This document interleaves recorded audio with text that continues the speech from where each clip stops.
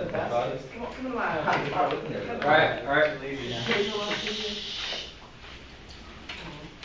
right. Today we are going to be discussing economic systems. The first part of this lecture, we are going to discuss the benefits of free market capitalism. Show of hands, anybody have a favorite food? What is it? Pizza. Probably. Favorite movie? Twilight. Beauty and the Beast. Magic. Jamil, how do you feel about Powerade? Alright guys, it's a complex system that gives you ions for every one you drink. Do you like your PlayStation? Don't even talk about this, I don't want to talk about this. Anybody like to read? Have a favorite book? I want to ask this question. The Hunger Games. 50 Shades of Grey. I love you more and more. Oh my God! Anybody a fan of J.K. Rowling? Oh my No, God. if you're ready to beat it home, I'll break your heart. Yeah, well, J.K. Rowling would have a hard time writing Harry Potter while trading off her time for hunting and gathering. Well, You know why that is? You know why you are able to have a favorite food? It's a free market. A favorite movie? That's right. A desk you're sitting in? Capitalism. You're welcome. Let me start off with a quote from a prominent capitalist that gets used a lot in sort of debates concerning this economic system. You are surrounded by the blessings of capitalism. Food at a cheaper price, which was available in all of history. All of history has been defined by the struggle for food. Medieval man conjured up such scenes only in visions of utopia. Socialism, however, always means overriding the free decisions of individuals and replacing that capacity for decision-making with an overarching plan by the state. This mode will mean the end of what we know as civilization itself. It would plunge us into a primitive state of existence, living off hunting and gathering in a world with little art, music, leisure, or charity.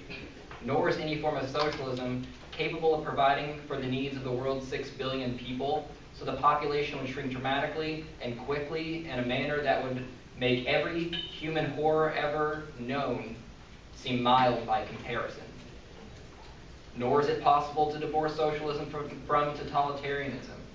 In short, the wish for socialism is a wish for unparalleled human evil. Let me take you back to the years of 1989 and 1990. These were the years when most of us remember as the time when socialism collapsed in Eastern Europe and in Russia. When those societies, those closed societies, suddenly became open, what did we see? The technology was backwards and broken, the food was scarce and disgusting, the medical care was abysmal, the people were unhealthy, and property was polluted. That's a big ass quote. Yeah, paragraph. Everything you know today as modernity, modern society, you can thank capitalism for. A couple of things.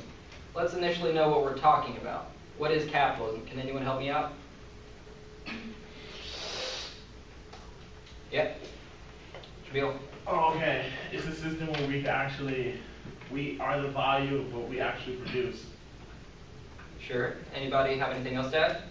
free market, private corporations. Right, an economic and social system based on free enterprise and private property.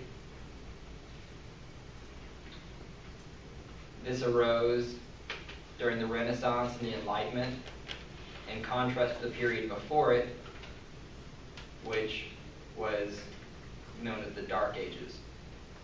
Capitalism has been coexistent with the scientific revolution, the industrial revolution, the political revolution, and was obviously realized in the U.S. Constitution. We learned from our economics lecture that there were sort of two strands of economic theory. There's Keynesianism, which is what we see in the status quo, and the U.S. economy and economies all around the world are state-based capitalism. This is the first type of capitalism we'll discuss. State-based capitalism right? Still argues that capitalism is a good thing, but it sort of needs to be mediated by government intervention, right? Failures in the market need to be corrected by government involvement. This is not what you should be defending when you're trying to argue that capitalism is a good thing. You need to separate your argument from this. This is why those idiots in the Occupy movement are so confused, right? What they're criticizing is state-based capitalism, or corporatism, or what they also call for slander crony capitalism, right? Corporatism and crony capitalism are where the government has cronies, right, like preferential friends that they give treatment with big business, right? When the government gets really involved and is basically run and controlled by big business. Corporatism originated in the US in the Progressive era, later with Mussolini in Italy, Hitler in Germany. Goes hand in hand with statist policies, along with the abandonment of the fully laissez-faire free market economy, and involves the adoption of the welfare and warfare state. We've had corporatism in the US for roughly the past century, and it just is getting worse over time with the further policies that we implement. Right? Capitalism itself is distinct from this corporatism. Capitalism is the political system which ensures the innocent economic power, i.e. the power to produce, isn't mixed with the force to become an invalid political power, i.e. the power to loot or steal by conquest. It separates the business and the state, right?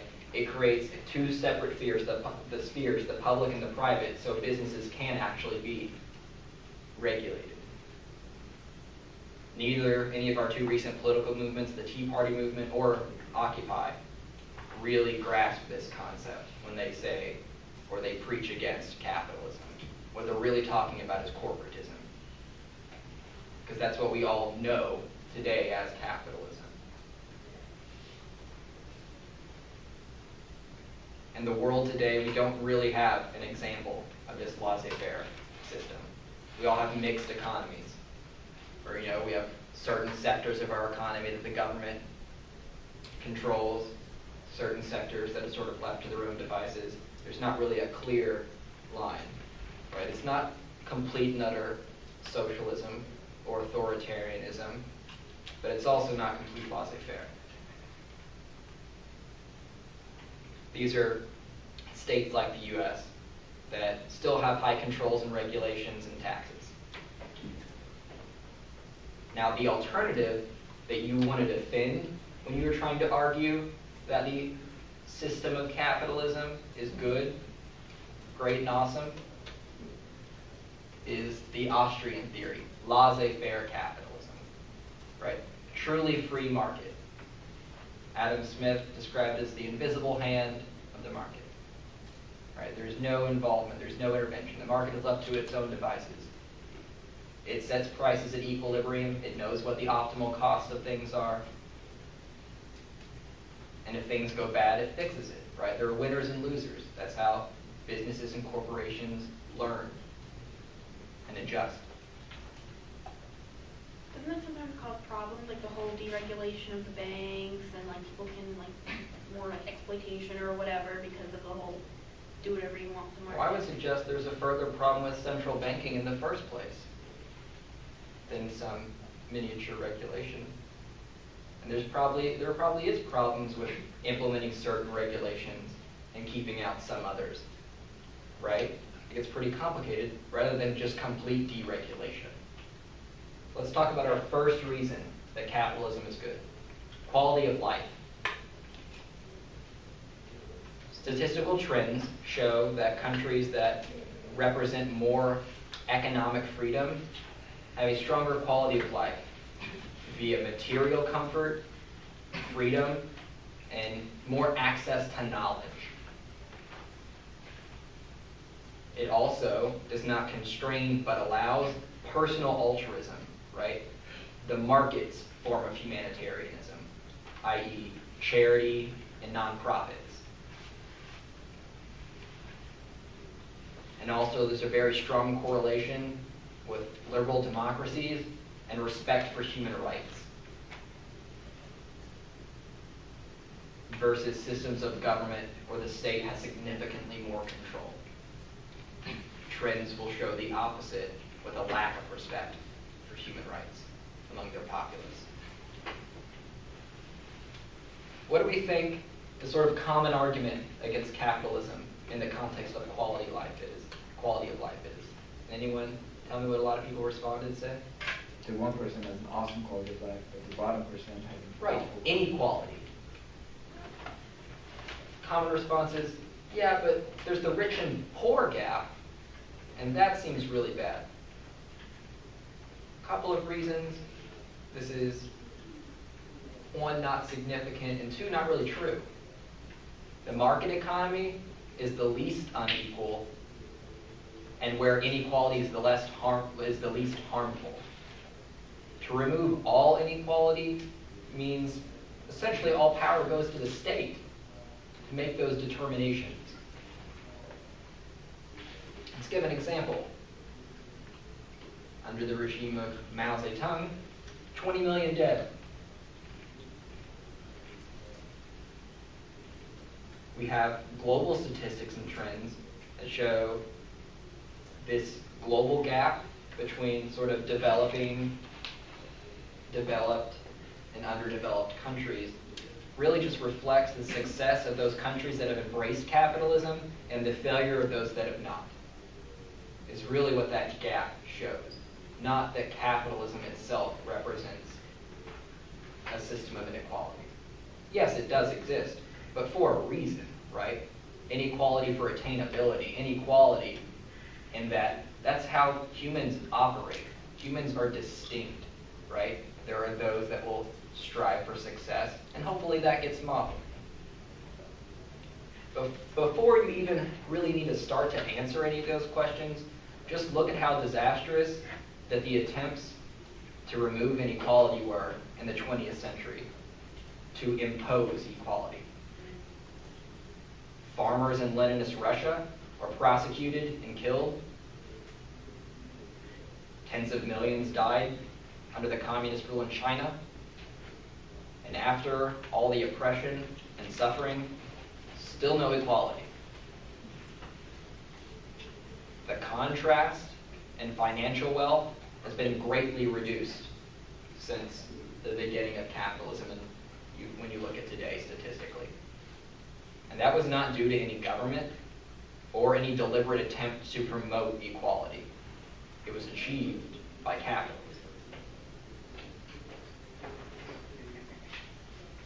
Does everyone understand the quality of life argument for capitalism? Right? There's a direct correlation between economic freedom and happiness among citizens of a nation. The second strand of argument we have to promote capitalism is among ethics and morality. Right? This debate sort of starts between central planning and spontaneity. Right? Capitalism and laissez-faire says we should operate under a spontaneous order. Let the market naturally figure things out. Let the market naturally choose the optimal price of things, or whether a product is good or not, or whether a business succeeds or fails. Versus central planning, that sort of system is where you have, government elite bureaucrats making decisions with top-down solutions for everyone. Right? As we already said, not everyone's the same. There are different needs for different people. So top-down solutions, you can easily doubt the efficacy of those sorts of arguments. We had in Young's lecture between sort of utilitarianism or death counts and deontology and value to life claims. Central planning undermines value to life because it takes away individual choices. So alternatively, capitalism and spontaneity, laissez-faire, allows the individual to rationally choose among their self-interest. Capitalism is the only social system in existence that rewards merit ability, achievement, regardless of a person's birth or their station in life. Right? The people who sort of argue that capitalism is immoral or unethical conflate bad human decision-making with capitalism. The free market doesn't necessitate bad decisions, it just allows people to choose among their own devices. And again, like we said above, the capitalism that's being attacked in these arguments isn't really capitalism, it's these very different versions of state-based capitalism, or mercantilism, interventionism. All of these things get associated and glumped in the anti-capitalist bigotry. What is the sort of common strain of argument that people who think capitalism is bad would say among ethics and morality? You know, how does capitalism assign people? By their what? Value. Right, by their value, by money. What is their utility? Right? That sort of strain of argument says, if capitalism doesn't find you valuable because you're poor. Or again, that's not true. Market exchanges are based upon mutual respect and dignity. The choice to engage in trade is essentially and really the bedrock of equality. The market society is based on the principle of non-aggression. A prohibition on force is the ultimate valuation of individuals. Commerce promotes meaningful life.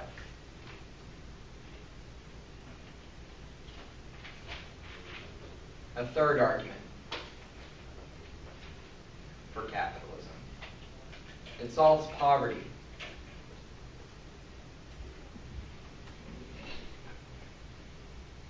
We've already shown the historical examples. Socialists had their chance with their economic policies. They failed. Compare East and West Germany or North and South Korea. Proves that current poverty exists because of the 20th century's fascination with Marxism and government intervention. Global statistics and trends have shown this. What is people's common response to capitalism causing poverty? It's kind of a phrase they use for socialism. How do they want wealth to be given out? Anybody? Right, a redistribution of wealth towards equal division.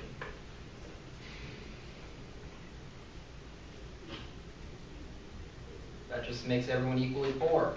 There's no reason to assume that a society in which the living standard of the minimum class is maximized would be egalitarian at all. Countries such as China, India, Romania, Poland, Thailand, and a lot of others are far less controlled than they used to be and are now growing quite a bit.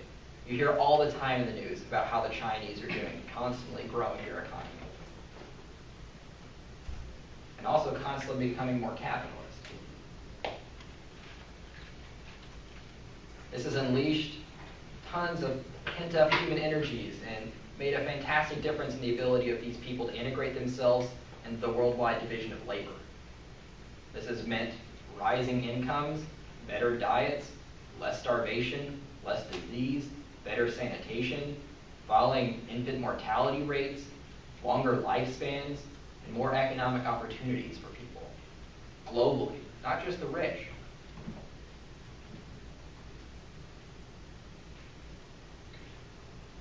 Among this sort of strand of structural arguments in economic systems or ethics and morality, what do you think some other criticisms of capitalism are? Some people that think capitalism is bad among this strand of argument. Do they say it treats everyone equally by race? You ever heard that capitalism is racist before? Yeah. I have not yet. Yeah, it's not. The basis for those sorts of argument is collectivism, right? That we put people in a particular group, categorize them as a race, and treat them a particular way. capitalism's basis is on individualism, not collectivism. To judge you on the merit of your achievements or performance, not on who you are or where you came from. And secondly, bigotry existed before capitalism started. Right? And we talked above that these sorts of arguments really just conflate capitalism with just bad decisions people make.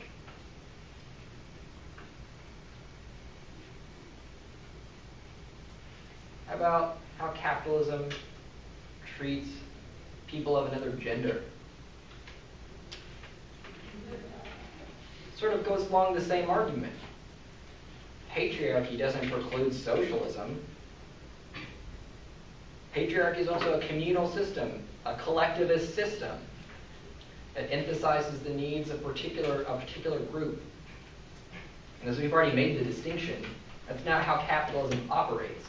It is an individualistic system. I think they're all staying young clone. I would say young clone. All right, now we're going to go on to the sort of more policy-making justifications for capitalism. Immortality. Technological advancement has shown that human life's longevity has increased significantly the past 100 years. We've gone from people living to the age 45 to 77. Tech advancement can be used to avoid cell damage. The profit motive that is associated with capitalism is able to bring a cure to aging. Continual innovation has shown that the window for immortality, if we expand by living by 1 year each year, we'll be able to attain it very soon. What do you think some responses to that could be if people live forever? Overpopulation. Yeah. Studies show that people would rather choose living forever than having children. And secondly, that people would realize there's a problem coming, or just keep populating, and they would address it and fix it. And thirdly, we'd eventually expand to space, and this wouldn't be an issue.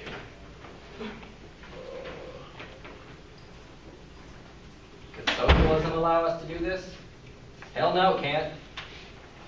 Only capitalism values an individual highly enough to develop life extension policies. Only private wealth and greed will spur this sort of innovation and technology. Because it is the very state controls that restrict innovative advancements and make life-extending technology unattainable because of the failure of centralized policymaking.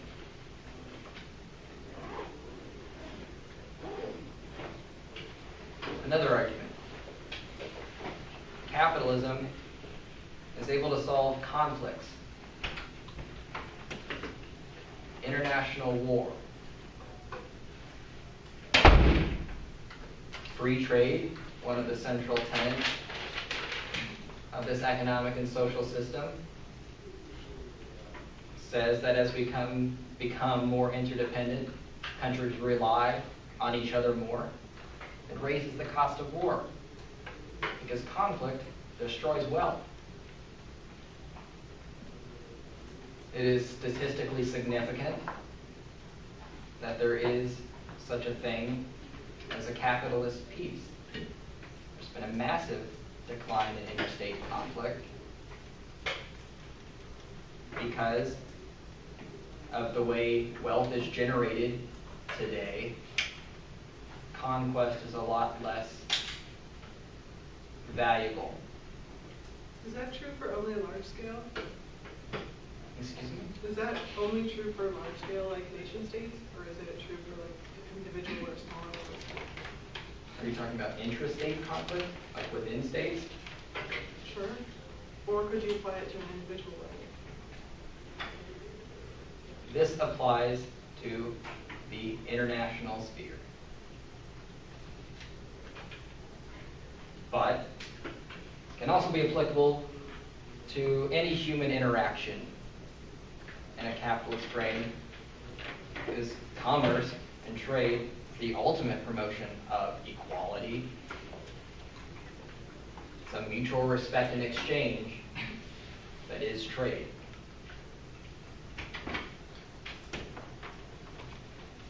It also reduces one of the proximate causes for conflict that is coming in the 21st century, which is war and conflict over resources. Right? We have finite resources, fossil fuels. The U.S. has bases all over the world to defend these reserves. Technological advancement that is associated with capitalism allows innovation out of these scarcity issues. Another reason for this is that capitalism internationally is strongly correlated with liberal democratic governments, right? Democracies are strongly associated with capitalist economic systems. And there are significant arguments for why there is a democratic peace, right? Democratic peace theory says that democracies don't go to war with each other. And obviously what you want to do is capitalize on the capitalist peace. The more you spread it, the more these interactions are able to operate with mutual respect and thus no conflict. As we've already said above, one of the central tenets of capitalism is the non-aggression principle, right? That coercion is not an acceptable action within this social system. Just look at the alternative.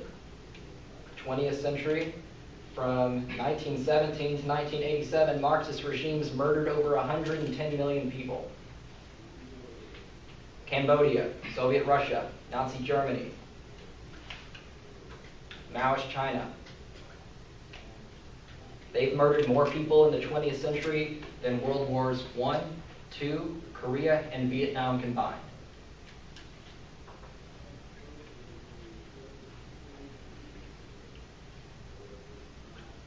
Another strong argument for capitalism is economic growth and trade.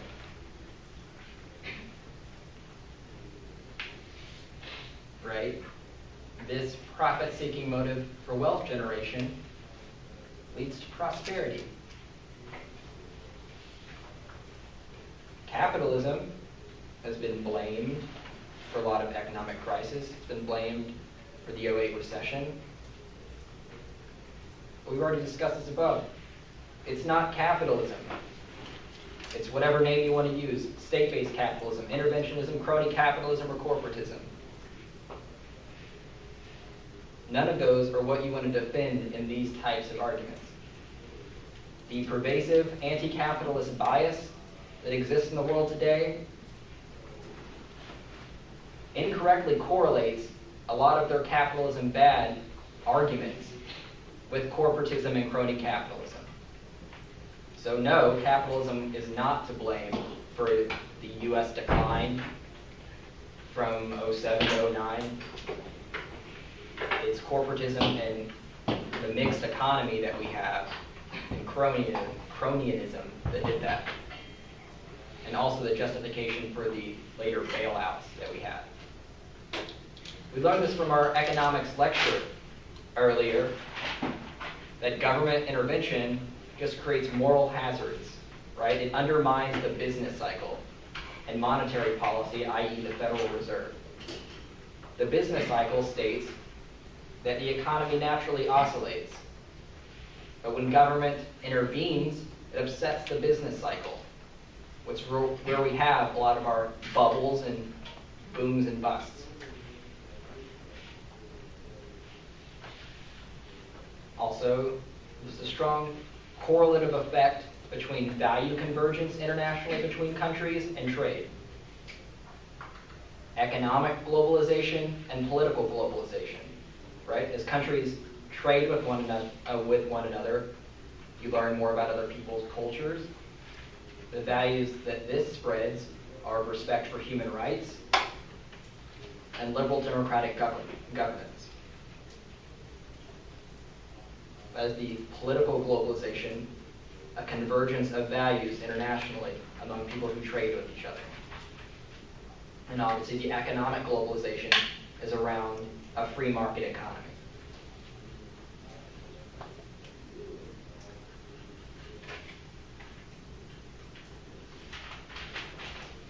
In economics, alternatively, the problem with socialism is you eventually run out of other people's money. Who can tell me where that quote came from? The first female Prime Minister of Britain. Margaret Thatcher. Yep. Margaret Thatcher came into a terrible economy. Cut shit all across the board.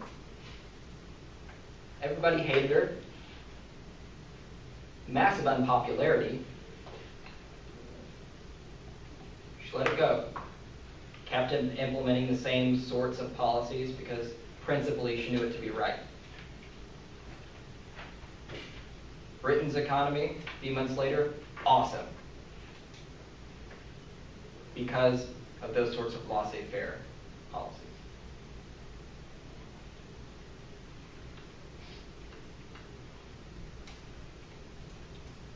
Another argument for capitalism is the environment.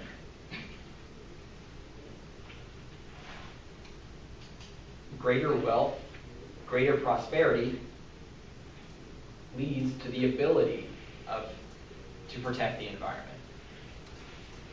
Liberal democracy allows for environmentalists and citizens' concerns about the environment to be addressed, heard, and implemented. Empirically, state socialist economies not very respectful of the environment.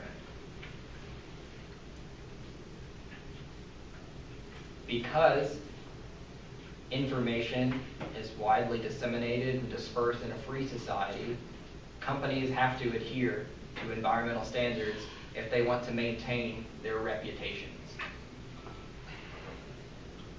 Pollution occurs and stems from a lack of enforcement of property rights.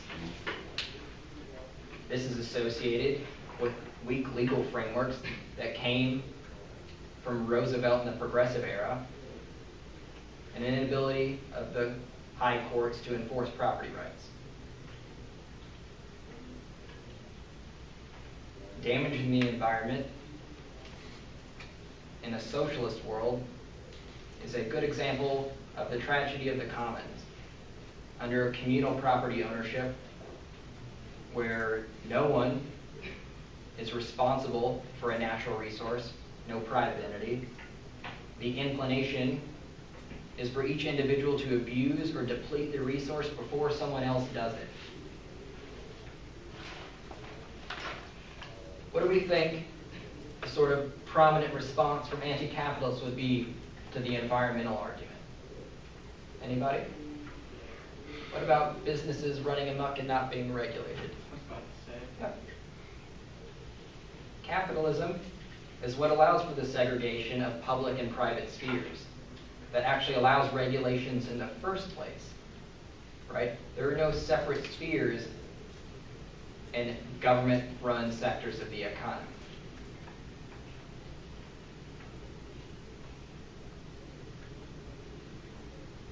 Another argument. Diseases. Wealth creation is what allows for strong public health infrastructure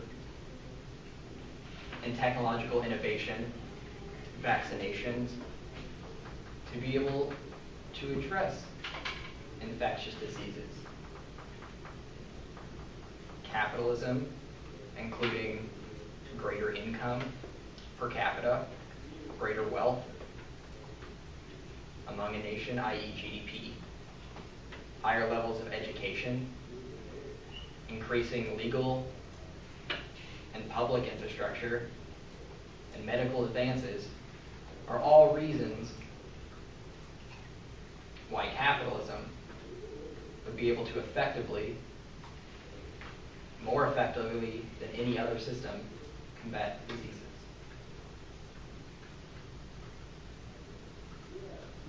Let's look at the alternatives. Right? We've seen that Marxist regimes have killed more people in the 20th century than every war combined in the era. You've got the gulags, Soviet Russia, 64 million dead. Maoist China, 60-something million dead. Cambodia, third of their population dead. All from governments that, rather than individualism and free enterprise, see coercion as the most effective mechanism for directing human behavior in society. Laissez-faire says spontaneity is the preferable solution. Spontaneous order most effectively orders society. And lastly, I'd just like to give you a venue for literature, a venue for finding particularly these types of articles. Our first source, the Cato Institute, CATO. These are all think tanks that look from this perspective, right? Rather than just, is capitalist this on the internet? You're going to know they already think capitalism is good. Second, the von Mises Institute. VONMISES.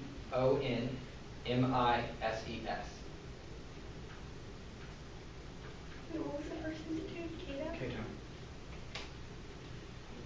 Third, LouRockwell.com. He is the president of the von Mises Institute. Fourth, the Future of Freedom Foundation, one of our local Fairfax think tanks. It's probably, somewhere you can go to actually directly speak to people if you're curious. The Mercatus Institute. It's a GMU think tank. MERCATUS.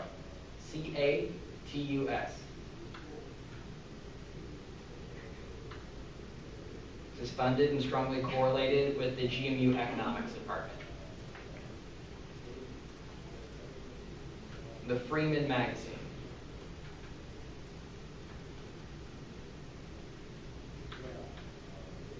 Reason Magazine. And lastly, the Independent Institute.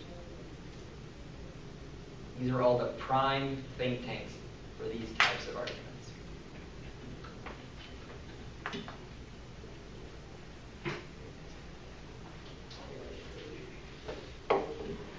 Take it away. All right. What is capitalism?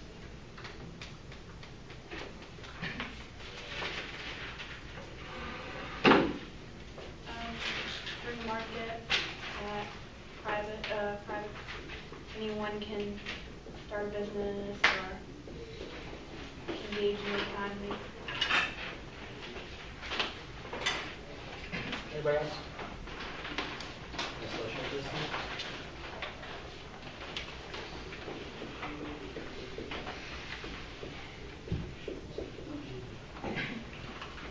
Anybody else? Yeah. Private property. Private property.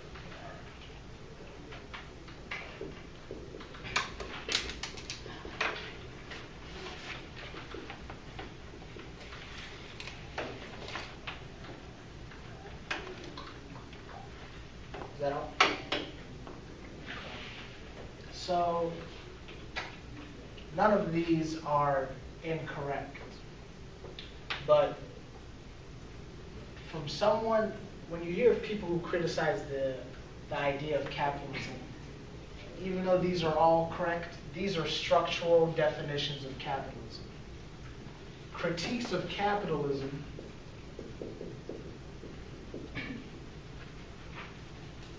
understand capitalism to be an ideology. What do I mean by this? A way of thinking. Yes. A way of thinking. So let's say if we can reduce capitalism to its fundamental unit, what do you think is the most, when you think of capitalism, what is the first thing that you think of? Profit. Before profit? Individual. Before that? Yes, money. So let's say I pull out this $20 bill right here. Okay? What makes this $20? Is it the fact that it's private property? Is it the fact that it's a social system? Is it the free market? What makes this $20? Because we believe it. Because we believe in it. Capitalism, I would define, is an ideology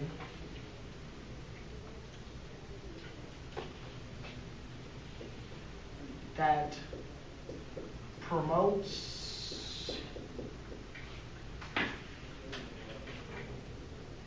resource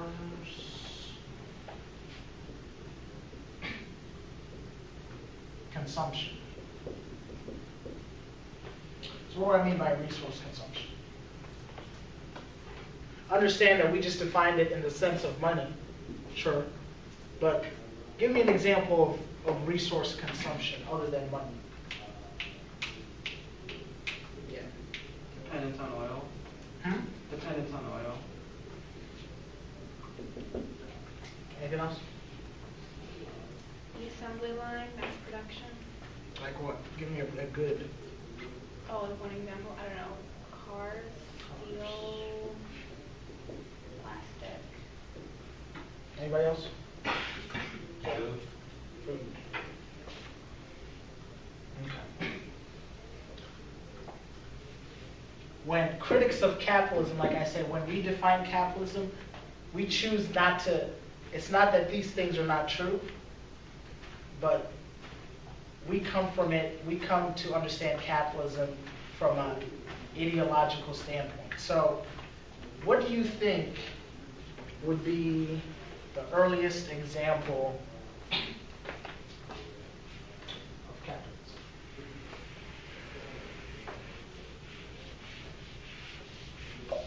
Anybody? So if I'm talking the opposite of Kyle, right? I am coming from a perspective that is critiquing this system, this ideological system. What do you think, as far as modern U.S., not even U.S. honestly, in terms of the beginning of things like resource consumption, what do you think is the best example, coming from a critical standpoint of capitalism, as to what capitalism is?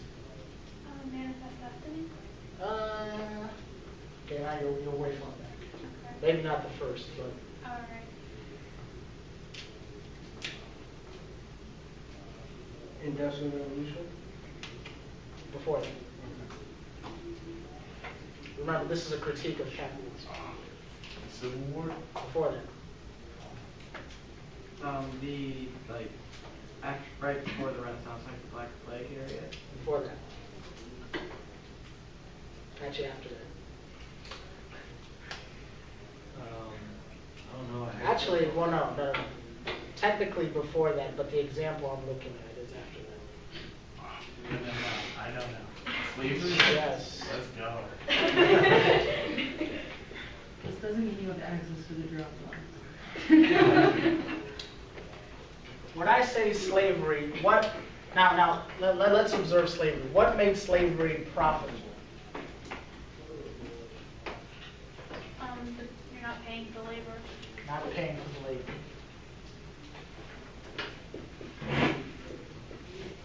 well, here's the thing. What do you mean by not paying? The slaves are not earning a salary. What is, so, okay, if I want to acquire a slave, okay, why would it be profitable for me to own a slave?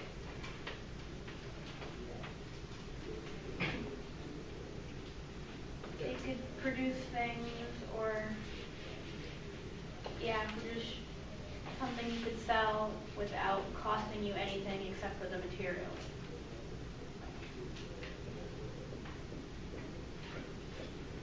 So instead of like if you had a factory, instead of paying them for the materials and paying the people to work and make something out of the resources, you're just paying for the resources. Sure. Free labor. That's kind of under protection, but oh, okay, never mind. So when slavery existed, did the $20 bill exist? No. No. Hmm? No. No, yes. Some people say no. Some people say yes. She said an Well, example, not the $20 bill exactly, example. Was there mint? Was there currency when slavery existed? Yeah, Yeah. at some point. Yes. So there was currency when slavery existed, yet it was still viewed as profitable to use people in the form of literally money. So what does that mean about the idea of what is the sole motivation for slavery? Is that your hand, Jackie? Yeah. Please. Oh, I can? Yes. I was joking around. Slavery allows you to own a person, which ultimately just takes away their humanity, so you can use them as a source of production without viewing them as having a face. So let's go back, remember, to the definition. Kyle focuses, I would say capitalists focus on the structural reasons why, or the structural ways to define capitalism. A critique of capitalism goes beyond that. We argue, yes, these structural things may be true, but at the end of the day, what are the reasons for why these structural things exist? Slavery existed because literally people were packed into ships as goods. You know, you've seen the pictures of the boats where Africans were crammed together to shipped across the Atlantic, literally as goods to come to the U.S. to, work the farms, to mass produce. This goes along with remember the definition I had, it's an ideology that promotes resource consumption.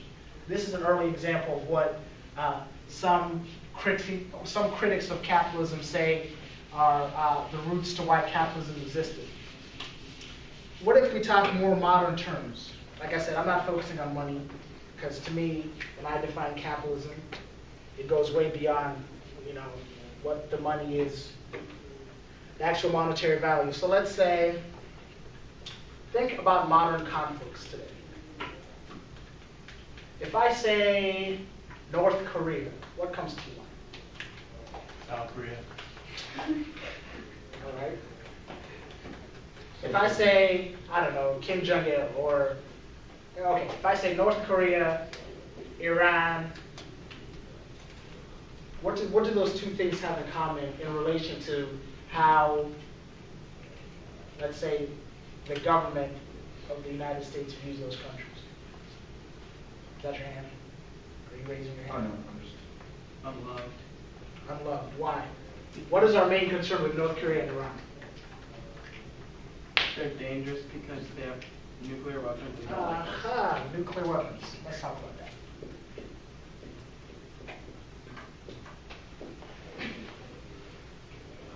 This is something we love to talk about in debate. Nuclear weapons. So, does North Korea have nuclear weapons? I don't know. I don't know the answer to that. Maybe. Does Iran have nuclear weapons? Maybe. What do you always hear in the news? What is the goal of things like the NPT, Non-Proliferation Treaty, the UN, or what is the goal of putting sanctions on countries who may potentially develop these nuclear weapons? Why do we sanction nations who might have nukes? I think control. What? Control. Right, but what is the end goal of that control? What is the ultimate, what is the ultimate success of these sanctions? So if these sanctions, so let's say we have sanctions on North Korea and Iran for their nuclear weapons programs. If these sanctions succeed, ultimately, what will Iran and North Korea not do?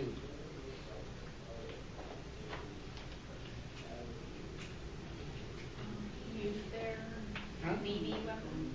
Do what? Wait, I think I missed the This is a simple question, it's really not. Was it like it would stop them from attacking us? Even before that, what do they have to do in order to attack? Like if we have these sanctions, what do ideally these sanctions are put in place to stop what? Before the attack, they have to do something. They have to build the nuclear weapons. They have to build the nuclear weapons. So, things like sanctions. Sanctions exist to stop buildup of nukes. Now, once again, we're focusing on the fact that this is an ideology. So, why, if I'm North Korea, why do I want nukes?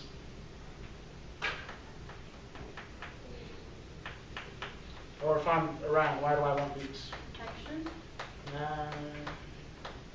I mean, let's think logically here, because some people say yes, these countries want nukes for protection, but in all honesty, what leader would really use a nuke for protection? I mean, let's just think logically. Maybe for power. Okay, maybe. Look at all these nukes that we have. Influence. All right, I'll write this down. Power, influence.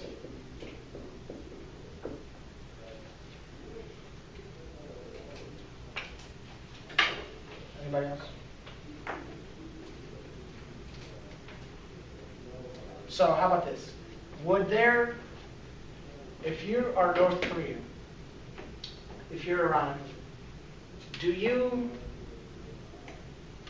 pursue nuclear weapons if no one else has it?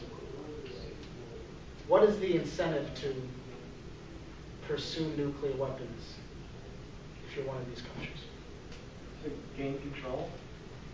Influence, let me say that's power. What I'm getting at is, what is the motivation behind these two answers? I was thinking like an advantage. Sure, advantage, sure. That begs the question, why do you need this advantage?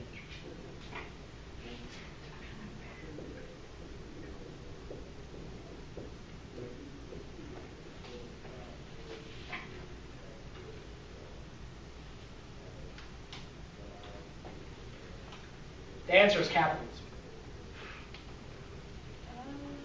Think about capitalism in its purest form. I said I'm not focusing on the monetary value.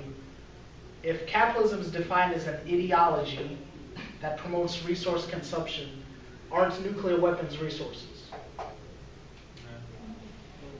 It does not have to be money. The reason countries like, let's say, North Korea, let's say Iran, or whatever countries that we supposedly put these sanctions on want to proliferate, that natural drive to gain nuclear weapons is what critics of capitalism say capitalism creates.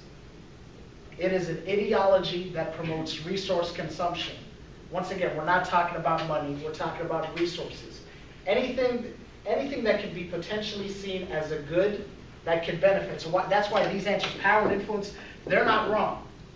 However, what's really important is what allows these things to create power, what allows these things to create influence. Another example. This one probably a little easier to understand. So, let's say I don't know, you live in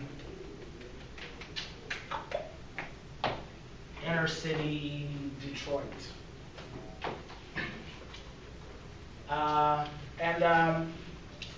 You know, let's say, you know, I don't know, I'm not familiar with Detroit, but let's say across the bridge somewhere is the opposite of inner city Detroit. When you think of things like inner city students, inner city schools, just say schools, what it is. What are the first things that comes to your mind? Violence. Violence.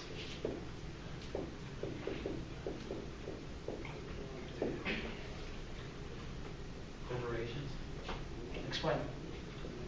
When I hear inner city, I always think of big buildings, and so when I think of big buildings, I think of corporations, different businesses, pretty much like economic markets. Okay. Anybody else? Low resources for the schools. Thank you.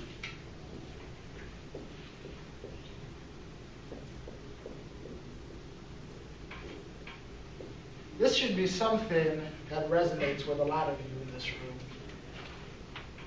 The reason why the Urban Debate League was founded. Why does anyone know that? Why was the Urban Debate League? Why was UDL debate put on the map? For inner city kids. Not necessarily even inner cities, because I'd argue that there's programs that participate in UDL that aren't inner city. This is just a broad example. Why was UDL? What is the biggest criticism of the debate community from members of the UDL? Have you all heard of teams like Towson, teams like Louisville, who critique the debate community? I feel like this is everyone should have their hand up. This is a very obvious question, an obvious answer. What about debate creates structural disadvantages? People who can't have computers for debate, do research. So you think everyone in debate can afford to come to George Mason for 2 weeks to come to debate? Let alone George Mason, let's say Michigan for 7 weeks, Dartmouth for 5 weeks. This wasn't, the fundamental reason why things like the UDL are created is because they are inherently, there are structural disadvantages that are put onto most of the people that participate in these leagues. There are structural disadvantages put on them that the UDL tries to combat. So, what are these structural disadvantages? I mean, she just said a few of them. Yeah. Poverty. Poverty. Explain. Inner city kids have less because most of their parents have less.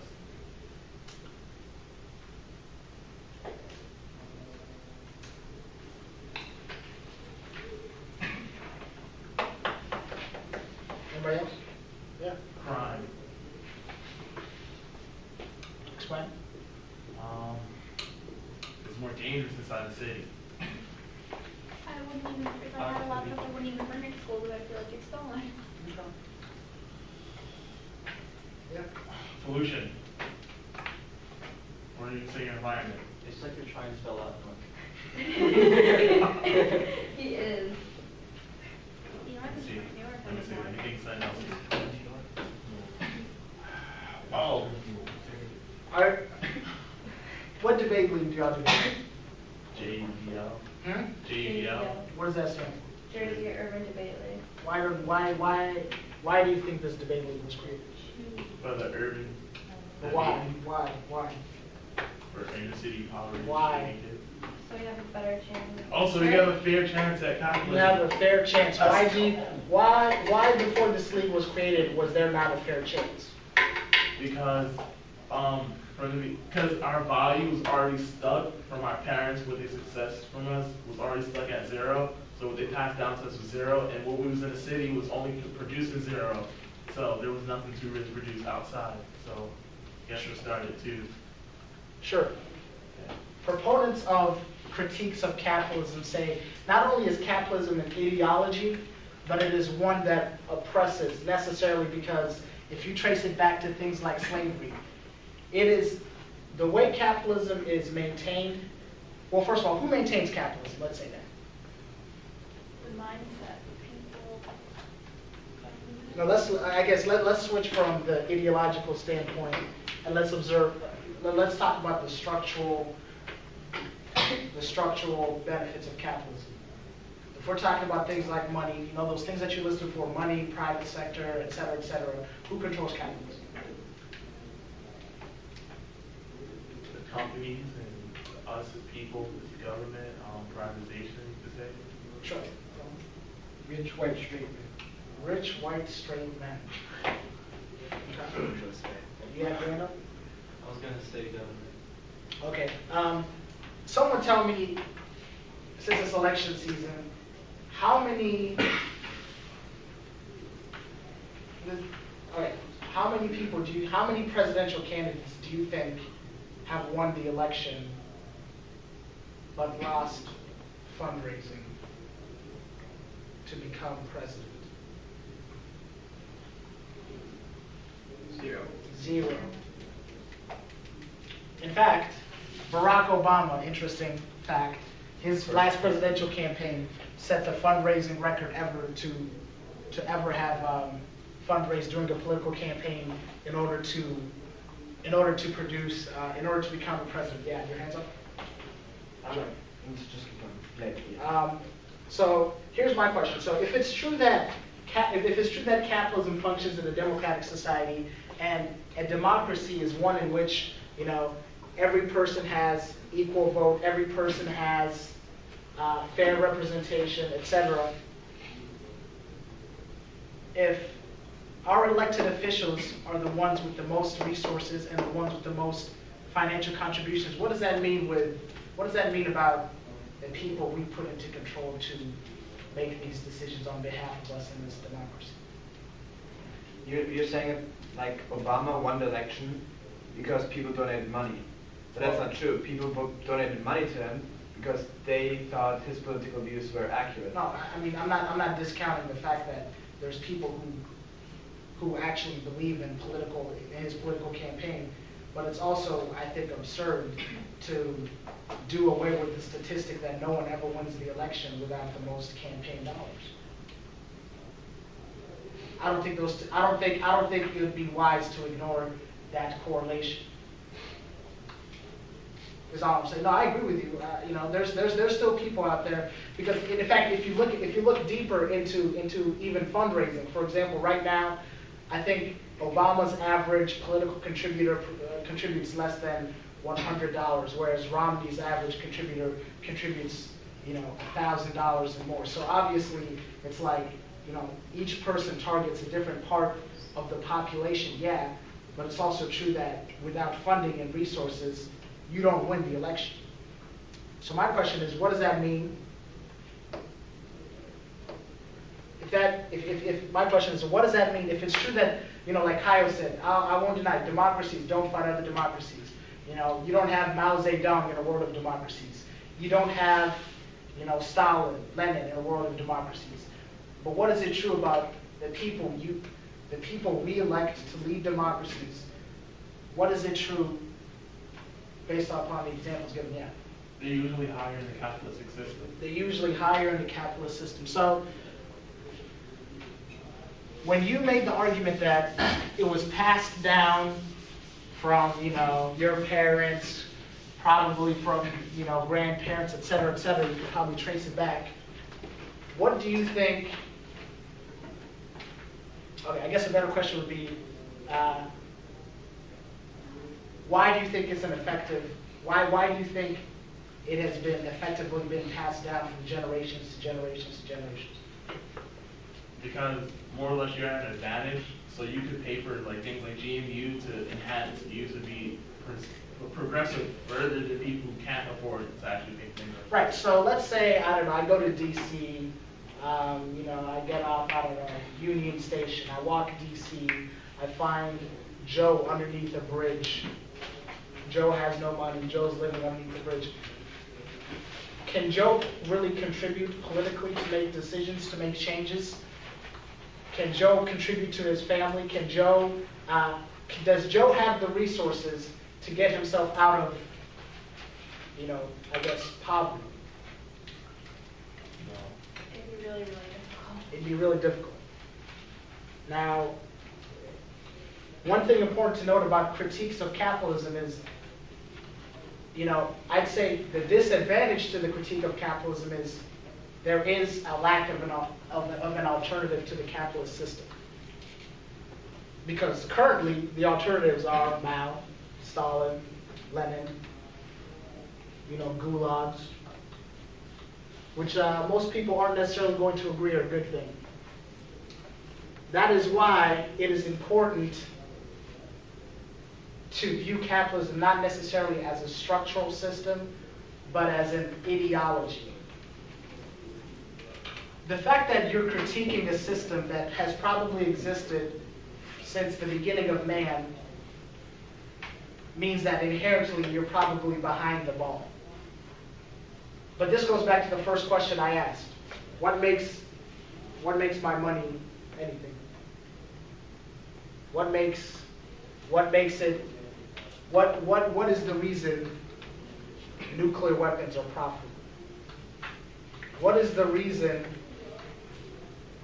Do you honestly think, let's say this, that all of you will probably be in college soon, right? You'll probably spend, I don't know, close to $100,000 to leave here with a piece of paper that says that you've completed your studies, et cetera, probably be in debt till you can't imagine. What is the reason that piece of paper really progresses you to do what you have to do in your careers? Yeah. Oh, because it shows like you paid your way to get to where you have been, so that puts your value higher than most people. Right. I find it hard pressed for me to, if you can give me, I guess there's always higher technical degrees, the things that you actually need schooling for, but I'd be hard pressed to find any job that anyone can go into that cannot be taught on the field. I.e., you can't show up the first day of work, go through 2 weeks to a month of training and learn. But we have things like the educational system, higher education, where you spend hundreds of thousands of dollars, you get in debt, things like interest rates, all because of a larger, broader system called capitalism. So we talked about poverty as to why capitalism necessarily oppresses. We've talked about money. We've talked about even things like nuclear weapons. What I want to talk about now, like I said, is the fact that it's really hard to find a structural alternative to capitalism. So, I went off on a tangent, but what I was asking before is, what makes money what money is? You give it value. You give it value. So I'm pretty sure y'all might get this lecture later on, but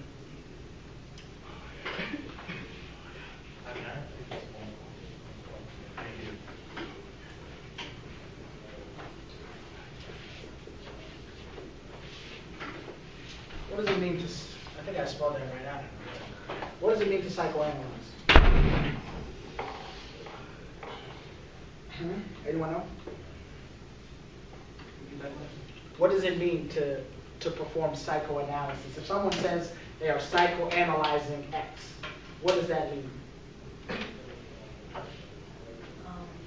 It's like study the way that you think.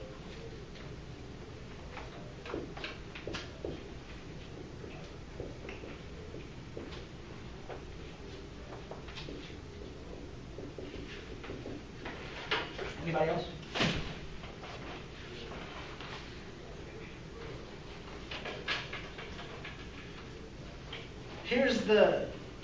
Right now, this is the best answer to the capitalist way of thought.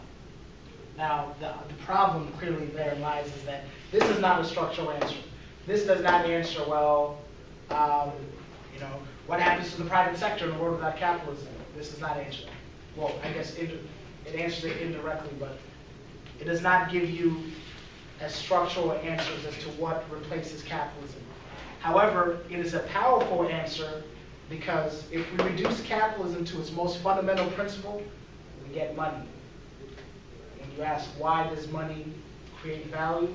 Because we believe that it creates value. Which means that this is an appropriate starting point. This is an appropriate starting point to finding a system that does not work within capitalism. For example, Kyle gave the example of all the Marxist type governments.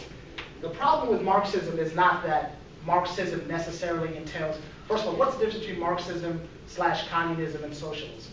Anyone? If you can say Marxism and communism, what is the difference between that and socialism? Yeah. Well, Marxism is saying it started with capitalism, and it started with, I think, barbaric capitalism, then worked its way up to capitalism, then socialism, then communism. It's not saying this is what we're doing, this is the way